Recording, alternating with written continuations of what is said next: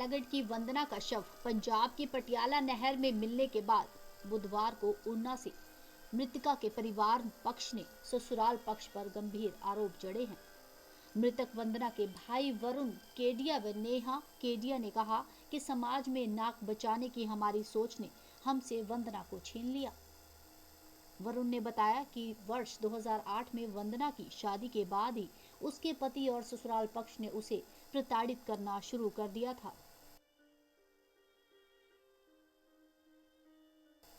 वंदना के 2 बच्चे और उसकी दैनिक जरूरतों को माता पिता पिछले कई सालों से पूरा कर रहे थे। दोनों बच्चों की डिलीवरी से लेकर उसकी चिकित्सा जरूरतों का निर्वहन परिवार कर रहा था। वंदना के ससुराल वाले उसे बार बार बच्चों को लेकर नालागढ़ से चले जाने को कहते थे और बेटे की दूसरी शादी करवाने की बात भी करते थे। 14 नवंबर को जब ससुराल पक्ष ने उसकी गुमशुदा होने की जानकारी दी,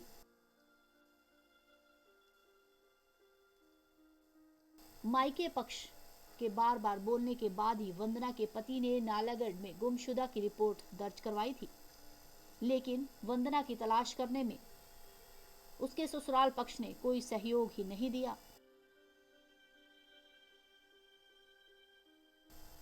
वंदना के भाई वरुण ने बताया कि बच्चों से उन्हें पता चला कि पिछली रात वंदना के पति ने उसके साथ मारपीट भी की थी।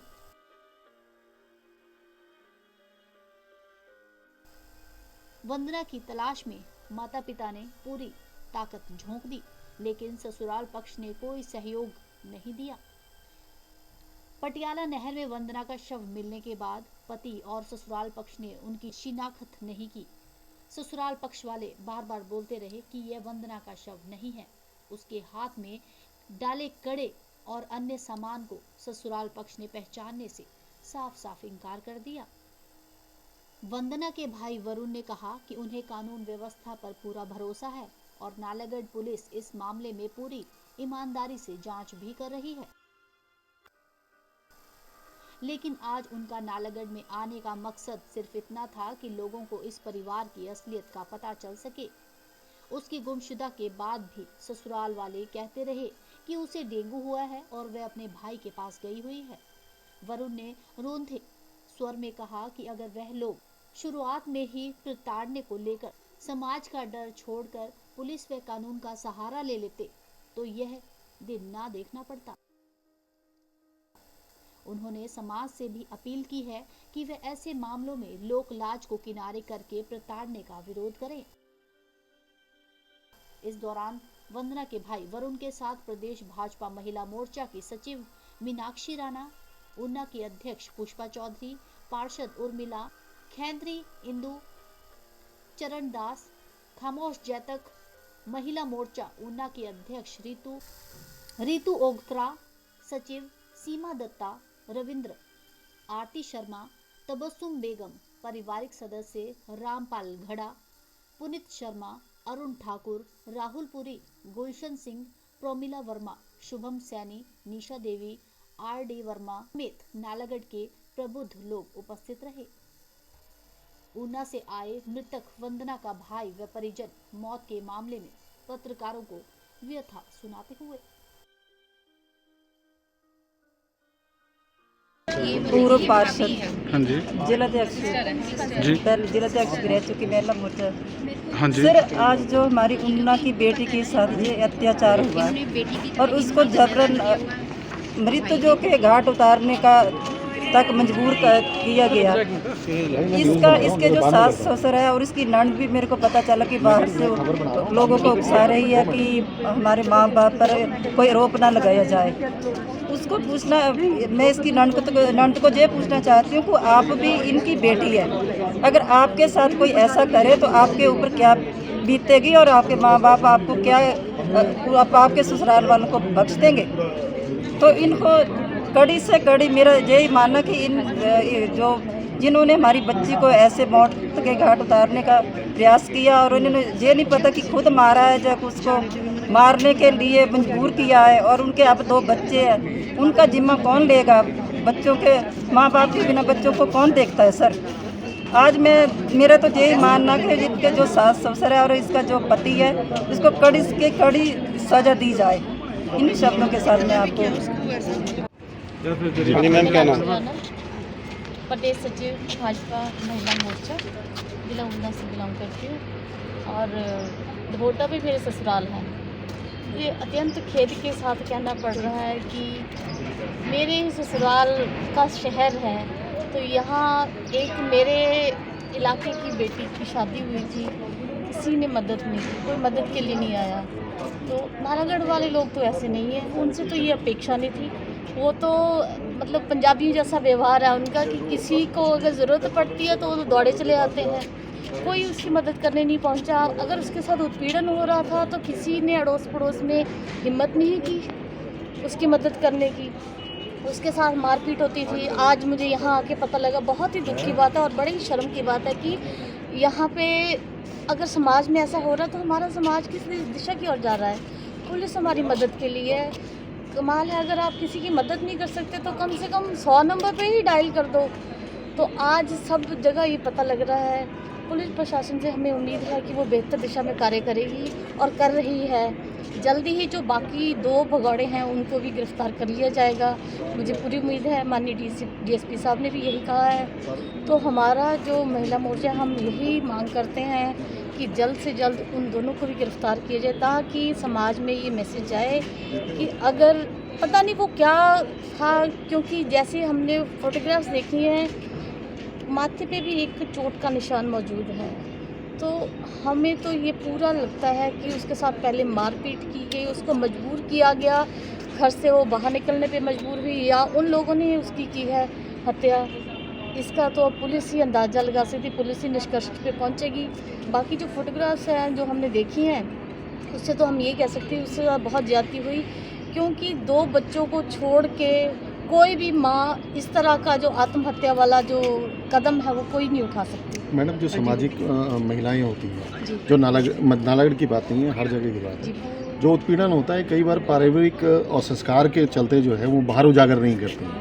तो कई बार समाज को भी इस चीज़ का अंदेशा नहीं होता है कि उस लेडीज़ के साथ क्या हो रहा है। तो ऐसे में क्या संदेश देना चाहेंगे? नहीं, संदेश मैं तो वही बात कर रही हूँ, अगर वो उसने आस पड़ोस में किसी से डिस्कस ही नहीं की ये बात। जब मुझे पता चल रहा है कि वहाँ घर से आवाज़ें आती थी लड़ाई झगड़े की, तो कमाल है। अगर आप उनको छुड़ा नहीं सकते तो कम से कम पुलिस को तो इन्फॉर्म किया जा सकता था। समाज किस दिशा की ओर जा रहा है, कानून हमारी मदद तभी करेगा अगर हम कानून की मदद करेंगे। हम कानून से तभी मदद की आस कर सकते हैं कि अगर हम खुद आगे आए। कल को हमारी बहू बेटियों के साथ भी ऐसा हो सकता है। उसके बाद मैं आ रहा हूँ, उसी बात पे आ रहा हूँ। उसके बाद पुलिस की कार्रवाई शुरू हुई। पुलिस प्रशासन का रवैया बहुत सहयोगपूर्ण है और जो पुलिस कर सकती है उससे ज़्यादा वो कर रही है।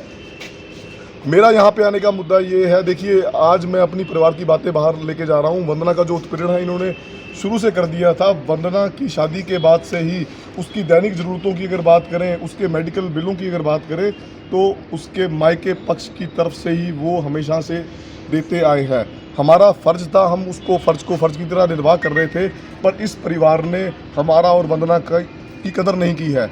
मैं पिछले कल भी यहाँ पे आके गया था और आज आने का मेरा मुद्दा जो है वो पिछले दिन ही निर्धारित हुआ, क्योंकि मेरे को यहाँ पे आने के बाद यहाँ के समाज से ये पता लगा कि नालागढ़ के लोगों के पास ये जानकारी है कि वंदना को डेंगू हुआ है और वंदना अपने भाई के पास मोहाली में हॉस्पिटल में एडमिट है और इसलिए जो है वो इनकी दुकान बंद है। और उसके बाद कुछ एक नालागढ़ से ऐसे लोग थे जो इनके साथ अब इस स्थिति को पता होने के बाद भी खड़े थे और ये कह रहे थे कि जो वंदना के साथ होना था हो गया, अब आप जो है वो घर पे बैठिए, इनके साथ ऐसा मत कीजिए। तो मैं नालागढ़ आने का आज मेरा मुद्दा सिर्फ यहाँ के समाज को जागृत करना है कि मैं चुप रहा तो मेरी बहन के साथ ये हुआ, आइंदा के लिए किसी और की बहन, किसी और की बेटी के साथ ऐसा कोई अत्याचार ना हो।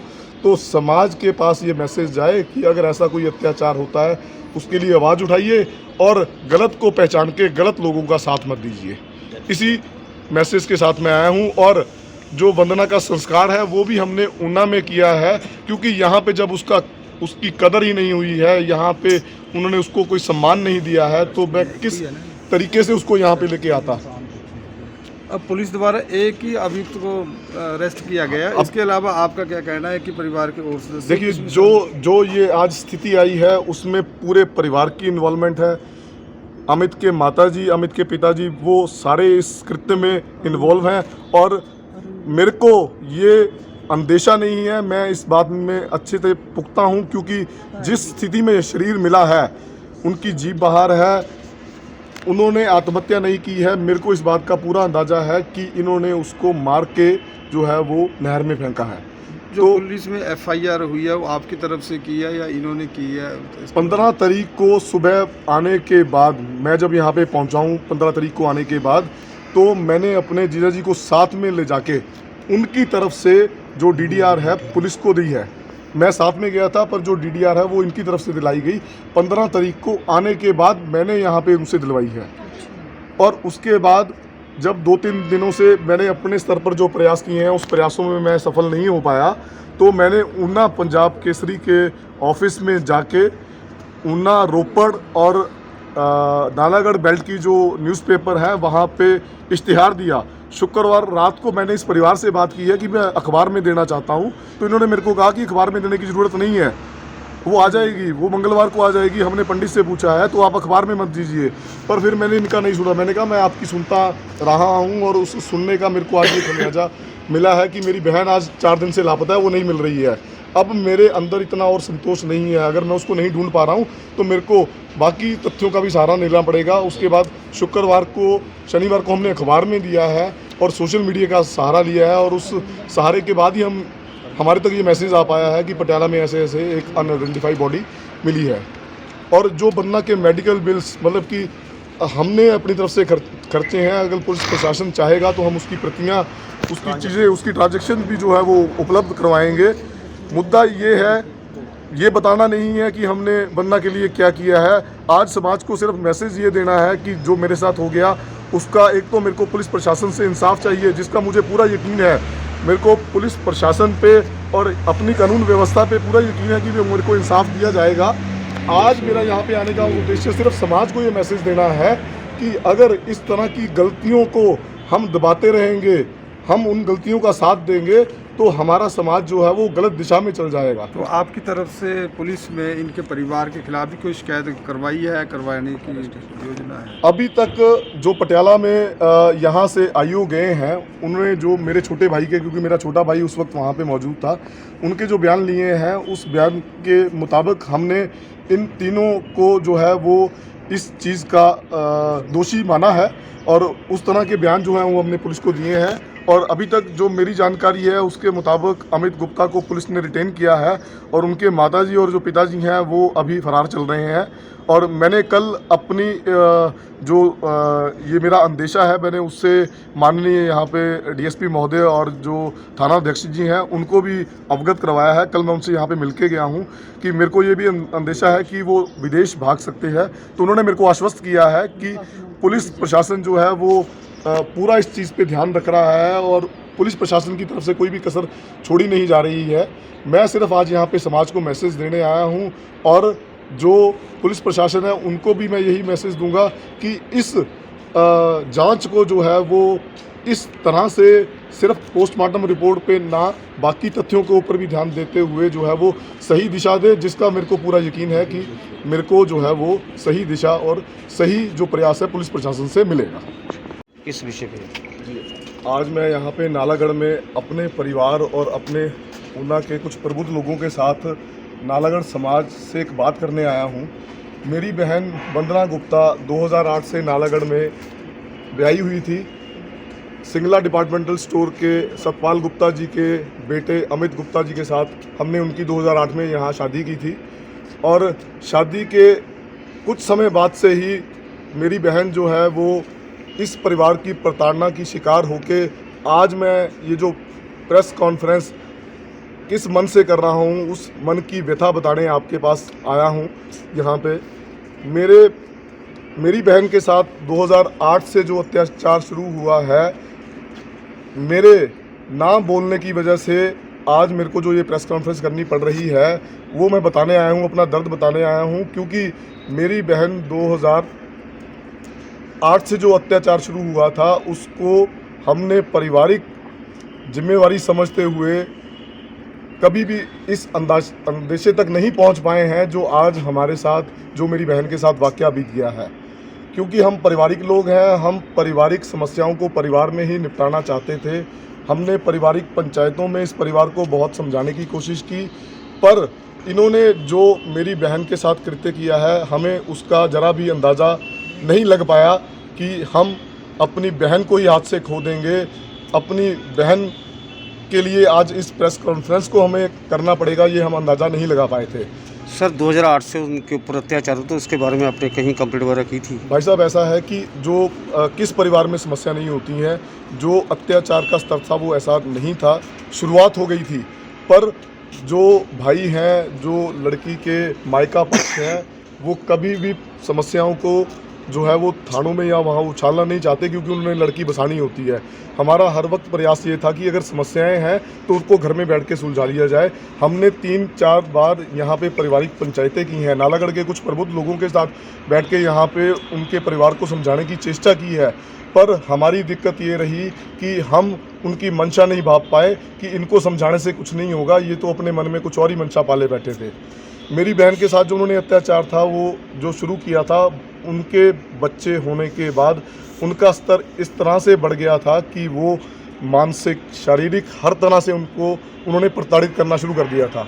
अभी 15 दिन पहले, 20 दिन पहले रखड़ी के कुछ समय बाद ही मैं यहाँ पे आके गया था और मैंने वंदना से बात की थी कि अगर आपको ये इतना दिक्कत दे रहे हैं तो हम आपको यहाँ से ले जाएंगे। तो उन्होंने मेरे साथ जाने से मना कर दिया था, क्योंकि वो पारिवारिक बच्ची थी। उसने कहा कि भैया किस परिवार में समस्या नहीं है, अगर यहाँ पे दिक्कतें हैं तो इतनी नहीं है, मैं झेल लूँगी। मेरे 2 छोटे बच्चे हैं, मैंने उनकी तरफ ध्यान देना है, और अगर ऐसी समस्याएं आएंगी तो मैं उनका निवारण कर लूँगी। मैंने अपनी बच्चों की परवरिश की तरफ ध्यान देना है, और जो मेरी समस्याएं हैं मैं उनसे खुद जूझ लूँगी। पर 2008 से शुरू हुई बात आज इस कदर पर पहुँच जाएगी, हमें उसका अंदाज़ा नहीं था। और उसके बाद क्या हुआ है कि 13 तारीख को मैं अपने परिवार के साथ दिल्ली गया हुआ था। 13 तारीख रात को मेरे को इनकी तरफ से फ़ोन आया कि घर में लड़ाई हुई है। तो मैंने इन्हें कहा कि जो भी बात है, मैं अपने शहर से बाहर हूँ, मैं अगले दिन आपके पास आ जाता हूँ, हम घर में बैठ के बात कर लेंगे। अगर कोई बात हुई है तो इतनी बड़ी कोई मुद्दे नहीं होते हैं जिनको बैठ के समाधान नहीं किया जा सकता। मैं आ जाता हूँ, हम बैठ के बात कर लेंगे। उससे पहले ही अगले दिन 14 नवंबर की सुबह मेरे को हमारे जो दामाद हैं उनका फ़ोन आ गया कि आपकी बहन तो घर छोड़ के चली गई है, आपकी बहन घर छोड़ के चली गई है। हमने उनको अपने स्तर पर बड़ा देखा है, हम कीरतपुर जाके तक उसे देखा है, हमने उन्ना वाली बस देख ली, वो हमें कहीं नहीं मिली है। अब आप देख लो कि आपने क्या करना है। मैं उस वक्त अपने परिवार के साथ वृंदावन में था। मेरी बहन को भी और उसके ससुराल पक्ष को भी अच्छे से ज्ञात था कि मैं शहर में नहीं हूँ। इन्होंने शायद उस बात का पूरा फ़ायदा लेते हुए जो भी उसके साथ किया, मैं उल्टे पैर वापस आया। 15 तारीख सुबह मैं इनके पास यहाँ पे पहुँचा। मैंने इनसे पूछा कि क्या बात हुई। कहते जी कोई बात नहीं हुई, वो तो घर छोड़ के चली गई है। तो मैंने कहा आपने देखा नहीं उसे? नहीं। कहते हम तो उसको जी कीरतपुर तक देखा है, हमें कहीं नहीं मिली। मैंने कहा आप कैसे गई वो? कहते हमें नहीं पता, हमें तो पता नहीं लगा वो कब चली गई है। तो भाई साहब 15 तारीख सुबह से मैंने अपने छोटे भाई, अपने दोस्तों, अपने मित्रों के साथ जो उसकी तलाश है वो शुरू की। और हमने इस रीजन में, नालागढ़ रीजन में, कीरतपुर में, भरतगढ़ में, अनंतपुर साहब में, नंगल में कोई मंदिर, कोई गुरुद्वारा, कोई जगह नहीं छोड़ी जहाँ पे हमें उसकी अंदाजा थी कि वो आ सके।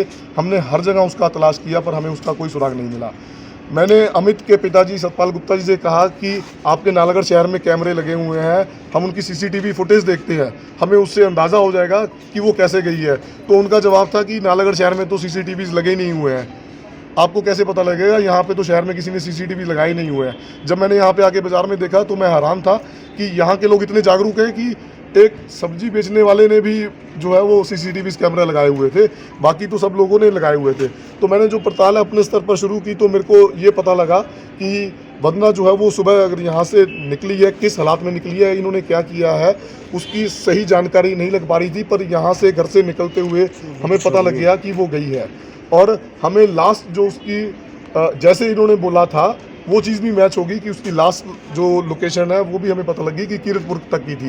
इन्होंने मेरे को बोला भी, किस दृष्टि से बोला मैं समझ नहीं पाया उस वक्त। आप प्रशासन से क्या मांग करते हो? प्रशासन ने जो अपना प्रयास और उसका कार्रवाई चल रही है वो बहुत सुगम और सही तरीके से सही दिशा में चल रही है। मेरा यहाँ पे आपके पास आने का मुद्दा क्या है कि मैंने जब 15 तारीख से वंदना की तलाश की तो मैं उन्ना से आया हूँ, वंदना का मायका उन्ना में है। उन्ना जो है वो सारा जो है वो वंदना को तलाशने में लगा हुआ था। नालागढ़ से इनका सामाजिक यहाँ पे सिस्टम नहीं है या नालागढ़ शहर कैसा है, मैं उसके बारे में कोई भी टिप्पणी नहीं दूंगा, पर नालागढ़ से कोई भी इसको ढूंढने के लिए नहीं आया। पर जब सोशल मीडिया के माध्यम से हमें पटियाला पसियाणा में 20 तारीख शाम को ये पता लगा कि वहाँ पे एक अनआइडेंटिफाइड बॉडी मिली है, तो हम 21 तारीख सुबह ही पटियाला के लिए रवाना हो गए ताकि मतलब कि इस चीज़ को अपने शक को जो है वो देख सकें कि जो वहाँ पे बॉडी मिली है वो किसकी है।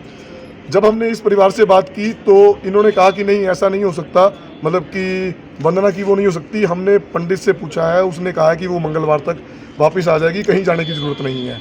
पर हम भाई हैं, हम कैसे रुक सकते थे। हम पटियाला में गए, वहाँ पे हमें उसको देखते सारी ये अंदाज़ा हो गया कि ये हमारी बहन है, क्योंकि 5 दिन पानी में रहने के बाद शरीर की हालात ऐसे नहीं थी कि उसको देखने से पहचाना जा सके।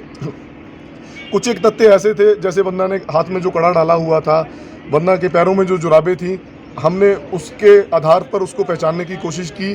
तो जो अमित गुप्ता है और सतपाल गुप्ता है, इन्होंने चूड़ी को देखते हुए कह दिया कि नहीं ये वंदना की चूड़ी नहीं हो सकती। पर वंदना ने वो चूड़ी जो है वो करवा चौथ को डाली हुई थी। परिवार में अपनी भाभियों के साथ उसने अपनी फ़ोटोएं शेयर की हुई थी। हमने व्हाट्सएप के माध्यम से उसकी जब वो फ़ोटोएं देखी तो हमें ये पता लग गया कि वंदना ने ये चूड़ी जो है वो करवा चौथ के दिन डाली हुई थी। और हम नालागढ़ में उस दुकानदार तक भी पहुंच गए जिसने वंदना को वो चूड़ी बेची थी, और उस दुकानदार ने कहा कि मैंने ये चूड़ी जो है वो वंदना को दी है। पर परिवार में इनके पति अमित गुप्ता, इनकी माता सरोज गुप्ता और पिता सतपाल गुप्ता, इन्होंने तीनों ने उस चूड़ी को भी आइडेंटिफाई करने से मना कर दिया। और मोर्चरी में जाते ही ये उसी वक्त वापस आ गए और मेरे को कहने लगे शुक्र है भगवान का, शुक्र है भगवान का, ये वंदना नहीं है, आप यहाँ से वापस चलिए, आप यहाँ से वापस चलिए। पर हम भाई थे, हम कैसे पीछे आ सकते थे, क्योंकि हमें तो अंदाज़ा हो चुका था कि ये हमारी बहन का ही शरीर है। उसके बाद पुलिस की कार्रवाई। एन स्टार न्यूज़ के लिए नालागढ़ से नंदलाल ठाकुर की रिपोर्ट।